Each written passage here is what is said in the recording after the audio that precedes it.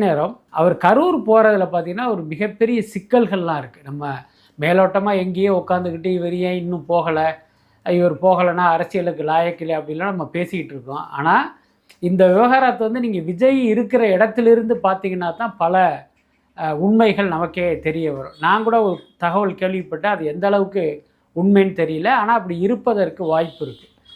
விஜய் வந்து கரூர் போகிறதுன்னு முடிவெடுத்துட்டு ஒரு பக்கம் காவல்துறையோட அனுமதி வாங்குகிற அந்த முன்னெடுப்புகள் ஒரு பக்கம் நடந்தாலும் இதுக்கிடையில் பார்த்தீங்கன்னா உச்சநீதிமன்ற அறிவுறுத்தலின்படி வந்து இப்போ சிபிஐ விசாரணை தொடங்கிட்டாங்க. இப்போ இவருக்கு வந்து யாரோ சொல்லியிருக்காங்க, இந்த சிபிஐ விசாரணை நடக்கிற இந்த நேரத்தில் நீங்கள் அவங்கள போய் சந்திச்சிங்க அப்படின்னா அதை வந்து அவங்க தங்களுடைய விசாரணைக்கு இடையூறாக நினைக்கிறதுக்கும் வாய்ப்பு இருக்குது.